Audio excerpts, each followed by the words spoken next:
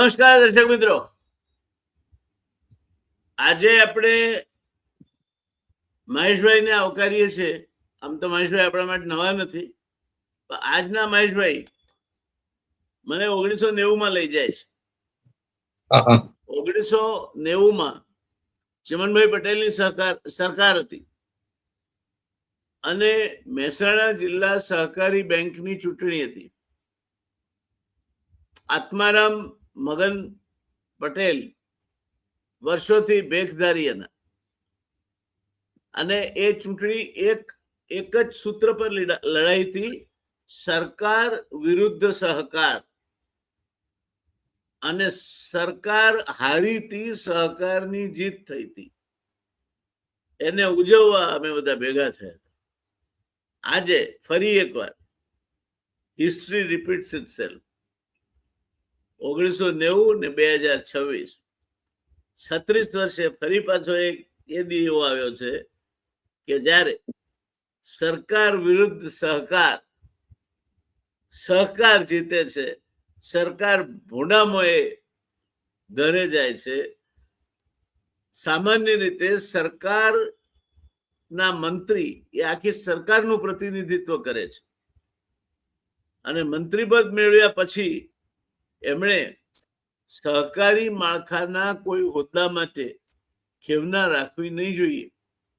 પણ એક પંક્તિઓ છે કે ઉત્તમ વસ્તુ અધિકાર વિના મળે, ઉત્તમ વસ્તુ અધિકાર વિના મળે. મહેશભાઈ સાંભળજો બરાબર. ઉત્તમ વસ્તુ અધિકાર વિના મળે, તદપી અર્થ ન અવસરે, તોય કઈ અર્થ ના નીકળે એનો. કેમ? મત્સ્ય ભોગી બગલો મુક્તા ફળ દેખી ચંચુ ના ભરે, જીવ તું સિદ્ધને ચિંતા કરે, કૃષ્ણને કરવું હોય તે કરે. બગલાની આગળ તમે મોતીનો થાળ મૂકો ને, એ હંસનો ચારો છે, બગલાનો નહીં. તો મત્સ્ય ભોગી બગલો મુક્તા ફળ દેખી ચંચુ ના ભરે, જીવ તું સિદ્ધને ચિંતા કરે, કૃષ્ણને કરવું હોય તે કરે. અને શ્રાવણનો મહિનો મહેશનો મહિનો, અને એ મહિનામાં મહેશભાઈએ જે જંગ આરંભ્યો હતો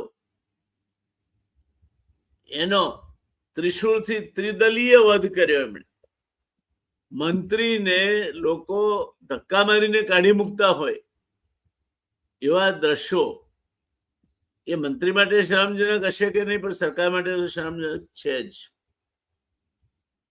પણ બધી વાતને જવા દઈએ. વાત એ છે કે સહકારી માળખું, ગુજરાતની જૂનામાં જૂની ખાંડ સહકારી મંડળી 800-850 ટન શેરડી પીસવાથી થયેલી શરૂઆત એ વધીને 80,000 ટનથી લાખ ટન સુધી પહોંચે, પ્રગતિ કરે, એક સારી સુગર મિલ તરીકેની નામના થાય. એ બધું કરવામાં કેટલાય લોકોનો ફાળો સહકાર સાથે જોડાયેલા લોકોનો હશે. અને એ લોકોની બની બનાવેલી વિરાસત પર, બની બનાવેલી મિલકત પર, જેના પર મહેશભાઈ જેવા ખેડૂતોનો અધિકાર છે. કારણ કે શેરડી પકવવી, એ શેરડીના ભાવ ક્યારેક પોષણક્ષમ મળે, ક્યારેક ના મળે, તો પણ શેરડી પકવવાનું છોડી નહીં દેવું. અને એના કારણે બારડોલી ની આ સહકારી શુગર ફેક્ટરી, ગુજરાતની જૂનામાં જૂની શુગર ફેક્ટરી, અભૂતપૂર્વ દેખાવ કરે.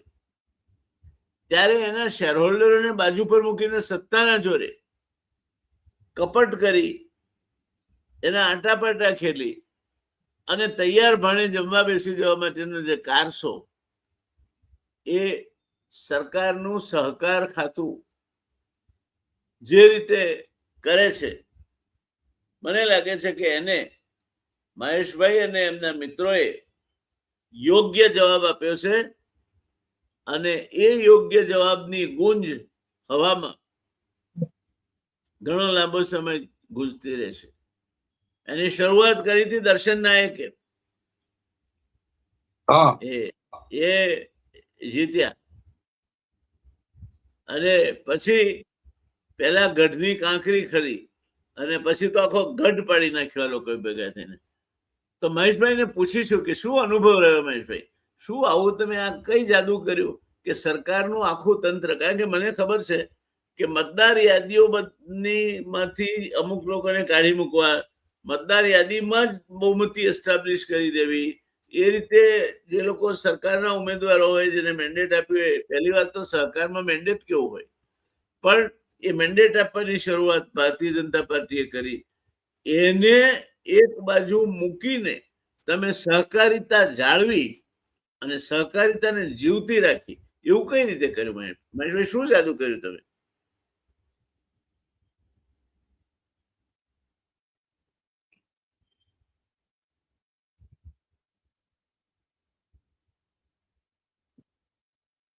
અવાજ ધીમો છે સાહેબ. તમારો અવાજ બરાબર સંભળાય છે. મારો તમને પ્રશ્ન એ હતો કે તમે બારડોલી શુગર ફેક્ટરીમાં સરકારની સામે પૂરેતરીને સહકારને જીવતો રાખીને જીત્યા, તો એવું શું જાદુ કર્યું તમે લોકોએ? સાહેબ શરૂઆતથી વાત કરું. જી. હું અમેરિકા હતો, ત્યાંથી મેં 12 મહિના ખેડૂતોના આંદોલન અને એ આંદોલનમાં ખેડૂતોને જે પેલો હાઈ ટેન્શન લાઈન પર માર પડતો હતો, વળતર આપતા નહીં હતા, એ બાબતે હું લખતો હતો. એમાં એવું લખતો કે ભાઈ આપણા ચૂંટાયેલા સંસદ સભ્યો, ધારાસભ્યો અને સહકારીમાં બેઠેલા આપણા પ્રતિનિધિઓ જે સત્તાધીશ પક્ષ સાથે જોડાયેલા છે, એ લોકો ખેડૂતોને માર પડે, વળતરની બાબતમાં વળતર નહીં આપે સરકાર, તો પણ ચૂપ, કઈ બોલતા જ નહીં હતા. કોઈ ખેડૂતનો ધણી જ નહીં હતો સાહેબ. પછી અહીંયા આવીને મેં પાછું એટલે 16 મહિનાથી હું સતત લખ્યું મેં આ વિષય પર, અને ઘણા બધા વિષયને આવરી લીધા. અને એમાં મેં મોદી સાહેબને 6 ઓડિયો તો હું બોલીને બહાર પાડ્યા મેં. અને હવે હું અહીં આવ્યો પછી આ ઇલેક્શન આવી ગયું. હવે બારડોલી સુગર ફેક્ટરીમાં અમારા રમણ કાકા હતા, રમણભાઈ સુખાભાઈ પટેલ. એમણે 22 વર્ષ, અને તે પહેલા ઈશ્વર કાકા હતા, ઈશ્વરભાઈ નરતમભાઈ પટેલ. અને શરૂઆતમાં તો તમને ખબર છે ગોપાલ દાદા અને દયારામ કાકા. એટલે આ સંસ્થાનું એટલું મજબૂત ફાઉન્ડેશન કે એને જરા બી આંચકો નહીં લાગે. પછી ભાજપની નવી ટીમ આવી ને ભાજપમાં તો એવું છે મેન્ડેટ પ્રથા એટલી ખરાબ છે સાહેબ કે સહકારી માળખું તોડી નાખ્યું. સુમોલ થી બારડોલી મળી સુધી બધાને, બધી સંસ્થાઓ કકડભૂત થઈ ગઈ. એટલે અમે જોયું કે આ ભાજપના જે કારભારી છે એ લોકો કોઈનું સાંભળતા જ નથી, ખેડૂતો માટે કોઈ પ્રશ્ન ઉઠાવતા નથી, અને પોષણક્ષમ ભાવ આપી શકે એમ નથી. એ લોકોનો વહીવટ યોગ્ય નથી, ગેરવહીવટ છે, એમાં ભ્રષ્ટાચાર પણ સામેલ છે. આ બધી પરિસ્થિતિ જોતા એમાં પાછા માજી કેબિનેટ મિનિસ્ટર અને ધારાસભ્ય, હાલના માજી જિલ્લા પંચાયતના પ્રમુખ, એ પોતે ઉપપ્રમુખ, અને વચ્ચે રમણ કાકા એક્સપાયર થઈ ગયા. ત્યાર પછી સાહેબ ડિસેમ્બરમાં મુદત પતી ગયેલી, અને કેન પ્રકારે એ લોકોએ લંબાઈવા કીધું, ચૂંટણી જ નહીં આપે. મુદત પતી જાય પછી એક પણ દિવસ રહેવાનો અધિકાર રહેતો નથી એ લોકોનો. ગયા ડિસેમ્બર થી આ ઓગસ્ટ સુધી એ લોકો ખેંચી લાવ્યા. જુલાઈમાં આ ઇલેક્શન ઝોન વાઇઝ થવાનું હતું, તો એ લોકોએ સત્તાના પ્રભાવથી એને જનરલમાં ફેરવી નાખ્યું. અમે લડ્યા પ્રાંત માં અને છેલ્લે અમે પિટિશન આપેલી છે કોર્ટમાં, હાઈકોર્ટમાં. હવે પારદર્શક વહીવટ હોય, તમારો ચોખ્ખો વહીવટ હોય, તો ઝોન વાઇઝ હોય કે જનરલ, તમારે શું ફેર પડે સાહેબ? છતાં સત્તા આગળ અમારું કઈ ચાલ્યો નહીં અને ઇલેક્શન જનરલ આવી ગયું. એટલે અમે ઘણા વખતથી એક હોશિયાર ને સારા માણસોની, બિન રાજકીય માણસોની એક ટીમ બનાવવાનો પ્રયત્ન કરતા હતા અને અમને એક ટીમ બની ગઈ અમારી. તેની સામે આ લોકો સહકાર પેનલ લઈને ઉતાર્યા, અમારી કિસાન પરિવર્તન પેનલ, અને ઘરે ઘર સંપર્ક કરીને, ગામે ગામ સંપર્ક કરીને અમે કન્વિન્સ કર્યા સભાસદોને કે ભાઈ ખેડૂતને જ્યારે પણ જરૂર પડે છે ત્યારે આમાંથી આ રાજકીય માણસોથી કાં તો બોલાતું નથી, એ લોકો દબાઈ ગયેલા છે કે પછી હિંમત નથી કે પછી ખરીદાઈ ગયેલા છે. બોલવું તો જોઈએ ને, કાં તો પછી રાજીનામા આપી શકાય ને સાહેબ. ખેડૂતને માર પડતો હોય અને એમાંનો એક પણ માણસ આપણી જોડે આવતો નહીં હોય તો આપણે શું સમજવાનું? આ બધી પરિસ્થિતિમાં પોષણક્ષમ ભાવ આપી નથી શક્યા, એ પણ એક મોટો કારણ છે. બીજું કે અમારી બારડોલી સુગર ફર્સ્ટ નંબર પર હતી, ધીમે ધીમે ત્રીજા નંબર પર આવી ગઈ. એટલે અમે ગામે ગામ, ઝોનના ગામે ગામ બધે પ્રવાસ કર્યો, અમને લોકોએ બહુ આવકાર આપ્યો અને હું પોતે પ્રચાર કરતો હતો સાહેબ, સભા સંબોધતો હતો. વાહ! હા, હું સભા મેં સંબોધી, લોકોનો બહુ પ્રેમ મળ્યો અને સભામાં તો લોકો બૂમ મારે, મહેશ કાકાને બોલવા દેવ, મહેશ કાકાને બોલવા દેવ. એ રીતે અમે આ યજ્ઞ પૂરો કર્યો અને પછી રિઝલ્ટ આવ્યું તે જબરજસ્ત જીત. હાલના ધારાસભ્ય, માજી કેબિનેટ મિનિસ્ટર, માજી જિલ્લા પંચાયત પ્રમુખ બધા જ સાફ થઈ ગયા, એક પણ માણસ જીતતો નહીં એ લોકોનો. અને પરિવર્તન, અમારી ઈચ્છા જ હતી કે પરિવર્તન કરવું જ છે, અમે પરિવર્તન કરીને જ રહ્યા. આ રીતે અમે જીત મેળવી. અભિનંદન. Thank you very much. હવે જે તમારા ચૂંટાઈને આવ્યા, હું મેં એની વિગતો જોતો હતો, તો આ વખતે એક વિશિષ્ટતા એ જણાઈ આવે છે કે એમાં યુવાનોને તમે પ્રાધાન્ય આપ્યું છે. એ પણ એક અભિનંદનીય બાબત છે કે યુવાનોને તમે આવતી પેઢીને તૈયાર કરી રહ્યા છો, જેથી એવો સમય ના આવે કે આ તમારા સંઘર્ષનો ઇતિહાસ કોઈને ખબર જ ના હોય અને વળી પાછા ગમે તે માણસો બેસી જાય.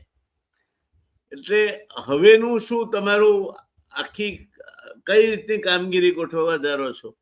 તમે કેમ કામ કરશો?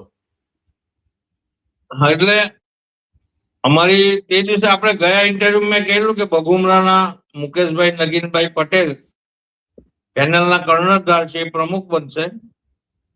પોતે બહુ પ્રમાણિક વ્યક્તિ છે અને પોતે તો 50 થી 100 જેટલી ગાયો પાળે છે અને ખેતી, એમનો પરિવાર અમેરિકા છે છતાં પોતે એકલા અહીંયા રહેતા છે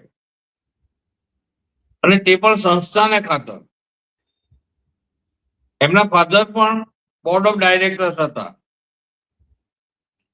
આજે મેં એક વિડીયો બનાવીને મૂક્યો છે કે ભાઈ આપણને ચૂંટીને મોકલ્યા તો તમારી હવે પહેલી પ્રોસિજર પ્રમુખ ઉપપ્રમુખની વરણી આવે તો પ્રમુખ તો આપણા છે જ,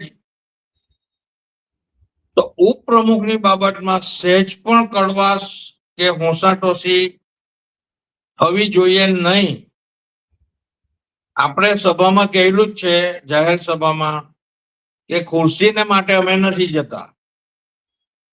એટલે મેં મારી રીતે એક વિડીયો બનાવીને મૂકેલો છે. અંદર જાઓ તમે એટલે તમારે સોંપી દેવાનું તમારા કેપ્ટનને કે ભાઈ તમે જે નક્કી કરો એ ઉપપ્રમુખ. કોઈ પણ જાતની વિધિના મોમેન્ટ આ પ્રોસિજર પતી જવી જોઈએ અને બહાર નીકળો એટલે લોકો ને ખબર નહીં પડે કે એકદમ શાલીનતાથી આ કામ પતાવવાનું છે, કારણ કે એ લોકોની સાથે અમે ભાષણ કરેલા છે એટલે અમને અસર થાય ને સાહેબ. એટલે એ રીતનું હવે આ પ્રાંત સાહેબ જયારે બોલાવે છે ત્યારે પ્રમુખ ઉપપ્રમુખ ની પહેલી તો વરણી થવાની છે.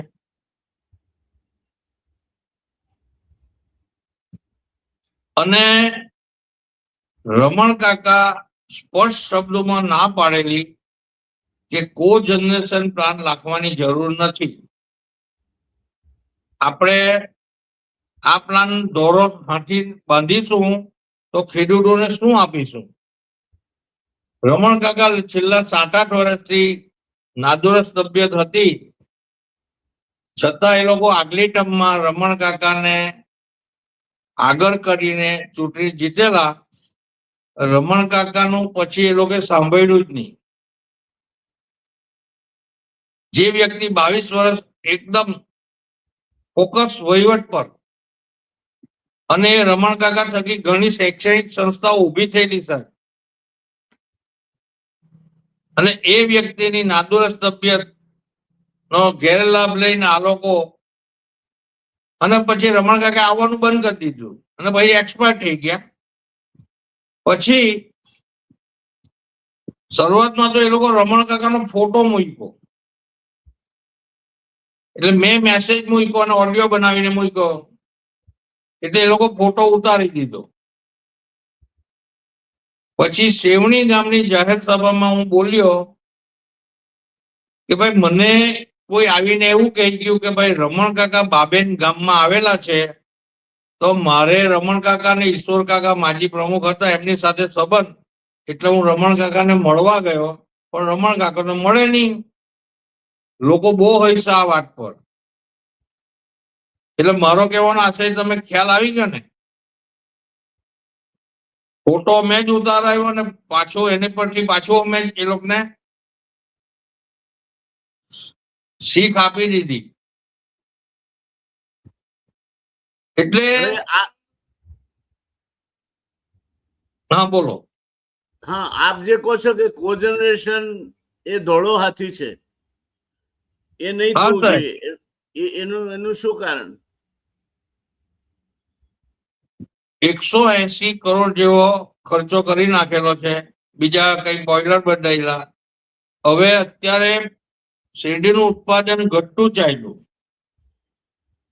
જે પ્રમુખ ઉપપ્રમુખ હારી ગયા પોતે એમ કે ભાઈ શેરડીનું ઉત્પાદન ઘટી રહેલું છે, તો હવે એ પ્લાનને ચલાવવો કેવી રીતે? બીજું 12 પેલી ગઈ વખત મેં વાત કરેલી કે 12 કરોડની બગાસ બાયરો, 15 કરોડની વીજળી પેદા કરી અને 16 થી 17 કરોડ વ્યાજ ભર્યું. તો આ પછી ઢોરા હાંઠી નહીં કહેવાય તો સાહેબ શું કહેવાનું એનું? તો હવે શું કરશો તમે? પ્લાન્ટ તો નાખ્યો છે, તો પ્લાન્ટ નું શું થશે? હવે પહેલા તો આ લોકો ખેતીના તજજ્ઞોને લાવીને ઉત્પાદન કેમ વધે એના ઉપર ફોકસ કરવાના છે, અને પછી આ પ્લાનના તજજ્ઞોને લાવીને કે ભાઈ હવે આનું શું થાય, એનો આપણે એમાંથી બેનિફિટ કેવી રીતના મેળવાય.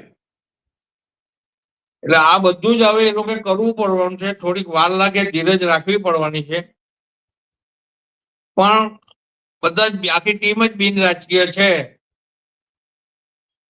અને એ લોકો કરશે, અમને ખાતરી છે. બીજું ઘણી બધી વહીવટી ખામીઓ છે તે દૂર કરવાની છે. બગાસના વેચાણ, પ્લેસમેન્ટના વેચાણ, ખાંડના વેચાણ અને ખરીદી, એ લોકો અમારતા શું છે કે એક્ઝિક્યુટિવ કમિટી અને બોર્ડ, અમે સૂચન કરેલું છે કે સમસ્ત બોર્ડની હાજરીમાં ખરીદી થાય, વેચાણ થાય. પારદર્શક વહીવટની જરૂર છે. એટલે કોઈને કઈ કોઈ બી પ્રતિનિધિને એવું નહીં થાય કે ભાઈ મને ખબર નહીં પડી આ કેવી રીતના કર્યું આ લોકો. અને એવા માણસોની ટીમ છે કે જ્યાં વિરોધ કરવા જેવો હશે તો વિરોધ પણ કરશે. ટૂંકમાં સંસ્થાને બચાવી લેવાની આ એક પ્રક્રિયા હતી અને એ પૂરી કરી. હવે નંબર આવે છે ચલથાણ સુગરનો. આ પ્રક્રિયા પૂરી કરી કે શરૂ થઈ? ના, પ્રક્રિયા એટલે આ લોકોને સારા માણસોને બેઠા. તમે જે પ્રયોગ કર્યો અને સફળ થયા, એટલે તમારા માથે એક ગંભીર જવાબદારી એ આવી કે તમારે હવે સફળતાપૂર્વક વહીવટ ચલાવીને દાખલો બેસાડવો પડશે કે નહીં અમે વહીવટ સારો આપી શકીએ છીએ. એટલે ચેલેન્જ તો હવે શરૂ થાય છે. હા, શરૂ થાય એટલે એ લોકોને બેસાડવાની પ્રક્રિયા પતી. હવે જે કરવાનું છે વિઝનરી પ્રોગ્રેસ કેમ થાય એ હવે એ લોકોની પાસે જ હવે તો બધું છે એટલે એ લોકો જ કરવાનું છે. અને જરૂર પડે બહારના નિષ્ણાતોને લાવીને પણ સલાહ સૂચન લઈને પણ આગળ વધશે એ લોકો. એમ આપ ચલથાણનું કઈ કહી રહ્યા હતા? હવે ચલથાણમાં એવું છે કે ભાઈ ચલથાણ સુગરનું ઇલેક્શન આ રીતે જનરલ છે, કારણ કે એમાં ભાજપની જ બોર્ડ છે. અને ચલથાણ સુગર તમને ખબર છે કલ્યાણજી મહેતાનું નામ તમે સાંભળ્યું હશે? હા, હું વ્યક્તિગત જાણવાનું પણ મને એમને સૌભાગ્ય મળ્યું છે. પહેલા અમારા બારડોલીની ખાતમુહૂર્ત મોરારજી દેસાઈ સાહેબ ના હસ્તે થયેલું. હા, મને ખ્યાલ છે. અને ચલથાણ એ કલ્યાણજી મહેતાનું નામ છે, એમનું સ્ટેચ્યુ છે ત્યાં. જી. અને ઘણા બધા વહીવટ કરતા આવી ગયા. પેલા ઠાકોરભાઈ નરતમભાઈ હતા ધારાસભ્ય. હા, એમના સમયમાં પણ સારું પ્રોગ્રેસ કર્યો. હવે અત્યારે જે આ બારડોલી જેવી સ્થિતિ છે, બારડોલી કરતા ખરાબ સ્થિતિ છે. એ જે મતદાર યાદીમાંથી નામ કાઢવાની વાત કરી ને એ ચલથાણમાં. હવે ખબર નહીં એ સંસ્થાનું કેવી રીતે ઇલેક્શન આવે છે. અને આ નામ કાઢેલા છે એ લોકો પ્રાંતમાં ગયેલા છે. એ નામ કાઢવાનું કારણ એ છે કે એ લોકો શેર ભંડોળ વધારવાની ઠરાવ લાવેલા. જનરલમાં એનો વિરોધ થયેલો. કોઈ બી રીતે એ લોકો એને મંજૂર કરાવીને હવે લોકોની સ્થિતિ નથી તો કેવી રીતના ભરવાના? બારડોલી સુગરના 15-16 લાખ ભાવ હતો શેરનો. આજે 4 લાખ જેવું થઈ ગયું. અને ચલથાણ સુગરના 5 લાખ પહેલા હતા, 2.5 લાખ પર આવ્યું ને પછી ધીમે ધીમે અત્યારે તો 35,000 કોઈ લેવા તૈયાર નથી. અને ચલથાણને મૂળ મુસીબત એ છે કે ઇન્ડસ્ટ્રીયલ બધી આવી ગઈ, રેસિડેન્શિયલ ઝોન થઈ ગયો, ઇન્ડસ્ટ્રીયલ થઈ ગયું અને ઉત્પાદન મળતું નથી શેરડીનું. એટલે નવા બેસે ને તેને પણ બહુ પ્રોબ્લેમ છે કે અને કેવી રીતના ચલાવવું. એ જ રીતના બધી જ સહકારી સંસ્થાની આ પરિસ્થિતિ તો શેરડીનું ઘટતું જતું વાવેતર અને શેરડીના ઘટતા જતા વાવેતરના કારણે ઉત્પાદનમાં જે તમને કાચો માલ જોઈએ તે જ નહીં મળતો હોય તો એ ખાંડની મિલો ચાલશે કઈ રીતે? ના, એ તો મુસીબત જ છે સાહેબ. આ મિલો બંધ થવાની જ તૈયારીમાં છે. પણ મારો એક સવાલ તમને છે કે સંસદ સભ્યો, ધારાસભ્યો આ વાત સરકારમાં રજૂ નહીં કરે કે ભાઈ આ સહકારી સંસ્થાઓ ની આજુબાજુનો જે વિસ્તાર છે એને તમે ઇન્ડસ્ટ્રીયલ ઝોનમાં મૂકો તો આ સંસ્થા ચાલે કેવી રીતે? કરવું જોઈએ. અને એમાં એને કેન્દ્ર સરકારને રજૂ કરવાની જરૂર નથી, તો રાજ્ય સરકારના તાબામાં આવતી બાબત છે. કારણ કે એને પરમિશન તો જિલ્લા પંચાયત થકી અપાતી હોય છે. તો જિલ્લા પંચાયત હોય આ લોકની જ ગ્રામ પંચાયત થી લઈને ગાંધીનગર સુધી આ લોકો જ બેઠેલા છે. રાજ્ય સરકાર પાસે તમારે એવો નિર્ણય લેવડાવવો જોઈએ કે જે તે સુગર ફેક્ટરીની જે કેપેસિટી હોય એની પર ટન કેપેસિટી સામે કેટલી જમીન જોઈએ એને શેરડીના વાવેતર વાળી, એનાથી દોઢી જમીન રે પછી કોઈ એને કરવી નહીં જોઈએ. એ દરેક સંસ્થાને પોતાનો કમાન્ડ એરિયા છે. હા, દરેક સંસ્થાના કમાન્ડ એરિયાને એ કમાન્ડ એરિયામાં ઇન્ડસ્ટ્રીયલ ઝોન આવવો જ નહીં જોઈએ.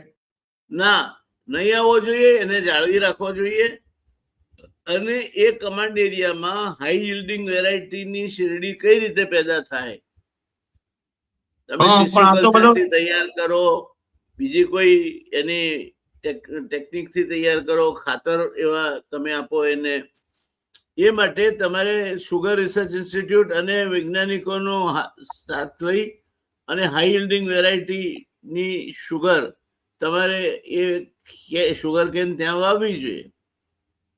હા, પણ હવે જમીન નથી રહી સાહેબ. એટલે પહેલું તો વસ્તુ કે હવે જે છે એ જમીનને જાળવી રાખવી જોઈએ.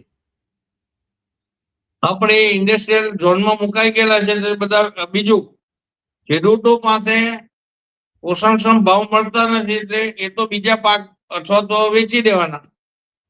એટલી કપરી પરિસ્થિતિમાં ખેડૂત છે. તો પછી તમારી સુગર ફેક્ટરી નહીં ચાલી શકે. લગભગ એ જ પરિસ્થિતિ છે. હવે બારડોલીની 10,000 ટનની કેપેસિટી હજુ એ તો થોડાક વર્ષ ખેંચ છે, પણ ચલથાણથી બીજી બધી સંસ્થા છે એને તો પ્રોબ્લેમ 1-2 વર્ષમાં બંધ થઈ જાય કદાચ. તો કેટલા બધા માણસોની રોજી રોટી અને ખેડૂતોનું ભાવિ ખરાબ થાય. સરકાર ખબર નહીં કઈ કોઈ જાતનું આની પર વિચાર કરતી જ નથી.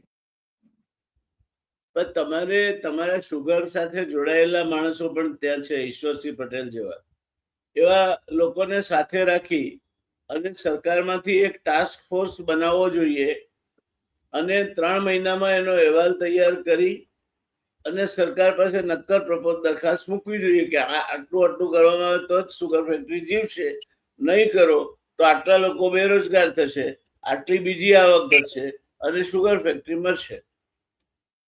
પણ સાહેબ, આપણે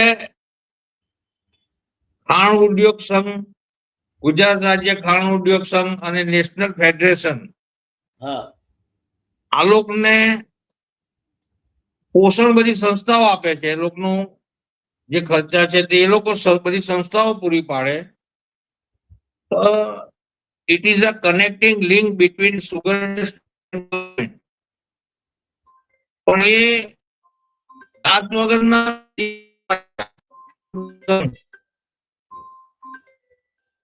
કોઈ પણ જાતના પ્રશ્નો માટે સરકારમાં ખબર નહીં કેમ રજૂઆત નથી કરતા.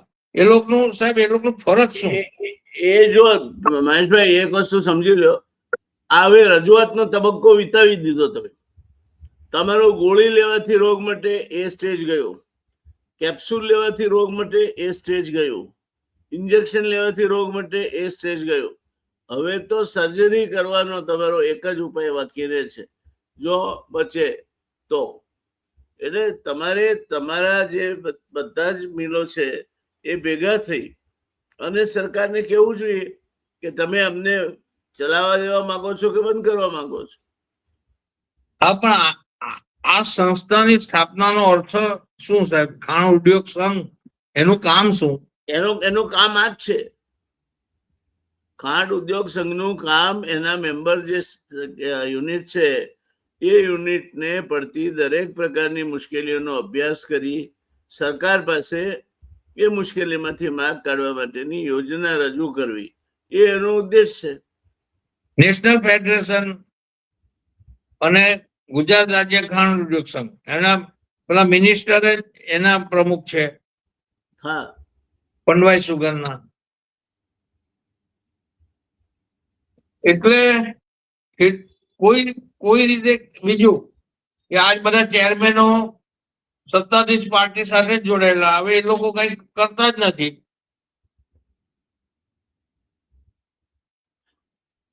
મહેશભાઈ, ચાલુ રહેશે આ તો એમની જાહો જલાલી છે ને. જો સુગર ફેક્ટરી જ બંધ પડી અને એક વખત બંધ પડી, કારખાનું એક વખત બંધ પડે છે, પછી ચાલુ કરવાનું બહુ મુશ્કેલ છે. પછી તો અઘરી વસ્તુ છે. એટલે હિત એમાં છે કે બંધ ના પડે એ માટેના બધા જ પ્રયત્નો કરીને એને ચાલુ રાખવું. અને એ તમારા સંઘે સરકાર પાસે ચોક્કસ દરખાસ્ત સાથે જવું જોઈએ. કારણ કે સરકારની પાસે જશો એટલે સરકાર તો તમને ખબર નથી કે તમારે શું જોઈએ છે, તો સરકાર ક્યાંથી આપવાની હતી? પણ જે બેઠેલા છે તે સરકારમાં જ બેઠેલા છે. આપણે એમને કો તૈયાર કરાવે નિષ્ણાતોને રાખીને. સંઘ પાસે તો છે પણ પોતે પણ એક સંસ્થાના પ્રમુખ છે. બિલકુલ ઈશ્વરસિંહ ચલાવે છે. હવે ખેડૂત શું કરે? ખેડૂત સરકારમાં જવાનો નથી. ના, ખેડૂત નહીં જઈ શકે, પણ ખેડૂતને બચાવવો એ શુગર ફેક્ટરીના હિતમાં છે. કારણ કે ખેડૂત નહીં હોય તો શુગર ફેક્ટરીને કાચો માલ ક્યાંથી મળશે? સાહેબ, ઇન્ટુ ધી ટુ સરકાર ખેડૂતની છે જ નથી. આપણે માની લઈએ ખેડૂતની નથી, પણ ઉદ્યોગપતિની તો છે ને. ખાંડના કારખાના વાળાને કહો કે તમે સરકાર પાસેથી ખેડૂત અમને માલ પૂરતો મળી રહે એ માટેના ખેડૂતને જે કંઈ તમારે ટેકાના ભાવ આપવાનો હોય, બીજી સવલત આપવાની હોય, તમે આપો. પણ તમારી પાસે તમારે શું જોઈએ છે, તમારે કયું પેકેજ જોઈએ છે, એનો તમારી પાસે તો માગણી, તમારો અહેવાલ તૈયાર હોવો જોઈએ ને. હા, પછી તો હવે સુગર ફેક્ટરીમાં બેઠેલા જે વહીવટકર્તાઓ છે એ લોકો જ ધ્યાન આપવાનું હોય ને. એ તો તમારે ખેડૂતોએ ભેગા થઈને એમના ઉપર દબાણ લાવવું પડશે, નહીં તો તમે બંધ કરી દો માલ આપવાનો. ખબર તમે માલ જ નથી આપવાનો, જાઓ ચલાવો શુગર. હા, તો પછી એમ જ થાય. એટલે તમે નાક નહીં દબાવો ત્યાં સુધી મોં નહીં ખુલે. પણ અમે તમને કહ્યું ને કે જમીનના હાઈ ટેન્શન લાઈનના બાબતમાં કેટલીઓ મીટિંગ કરી, માર ખાધો, જેલમાં ગયા. આજે સરકાર બમણું વળતર આપવાનું કે છે, હવે ખેડૂત 4 ગણું માંગે છે. સરકાર હાઈ ટેન્શન લાઈનની નીચેનો જે જમીનનો પટ્ટો છે એનું ભાડું આપવાની વાત નથી કરતી. ખેડૂતમાં મળશે ખેડૂતને.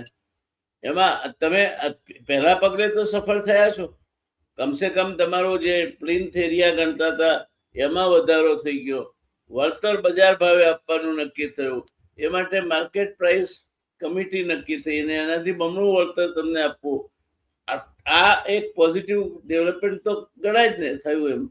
તો એ રીતે તમે તમારા જ્યાં સુધી ખેડૂત શુગર કેન કલ્ટિવેટર્સ જે છે એના ફાર્મર્સ છે એને શું જોઈએ છે તે જ્યાં સુધી તમે નક્કી નહીં કરો ત્યાં સુધી આ ટૂંકી બુદ્ધિ કહેવાય ખાંડના કારખાનાઓની.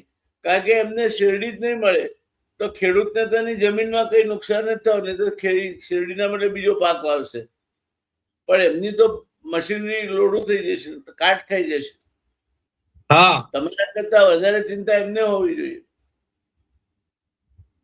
એટલે વહીવટકર્તાઓની વાત કરો ને તમે. કારખાના વાળાઓની. હા, એ તો કોઓપરેટિવ છે. હા, એટલે એમને ચિંતા હોવી જોઈએ. ચિંતા હોતો તો આ પરિસ્થિતિ આવતી જ નહીં ને સાહેબ. પણ એ તો તમે દાખલા તરીકે તમારી એક જગ્યાએ તમારું અત્યારે બોર્ડ રહી આવ્યા બારડોલીમાં, બરાબર? તો ત્યાંથી તમે શરૂ કરો ને. બારડોલી પોતે એક નવી બોર્ડ આવી કે શું જોઈએ અમારે. નવી બોર્ડ આવી, હવે તો એની રીતે કામ કરવાની જ છે. પણ ત્યાં સરકારમાં કેટલું સંભળાતું છે. તમે છોડી નહીં દો, તમે એની રીતે કામ કરે જ નહીં.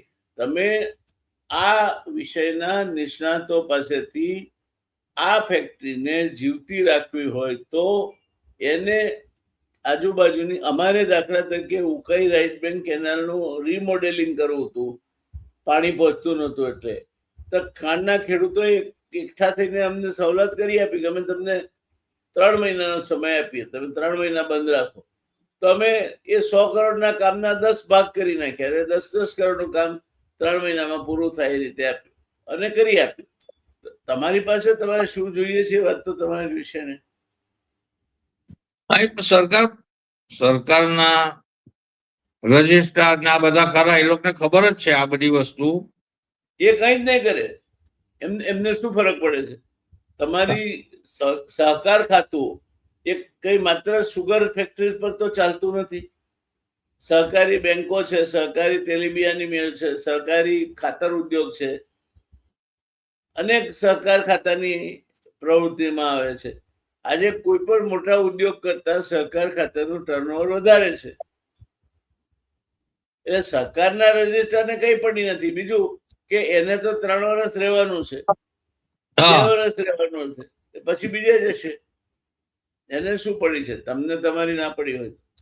હા, એ તો એ લોકોને કઈ પણ ખાણ નિયામક થી લઈને કોઈને કઈ પડેલી નથી. હા, એટલે તમે તમારી રીતે એક દરખાસ્ત તૈયાર કરાવી અને બધા ફેડરેશનમાં એ લોકોની મિટિંગમાં જાઓ, એમને કહો કે આ દરખાસ્ત બધાના હિતમાં છે, તમે સરકારમાં પરસ્યુ કરો, તો તમારું કંઈક ભલું થશે. એ વાત તો સાચી છે,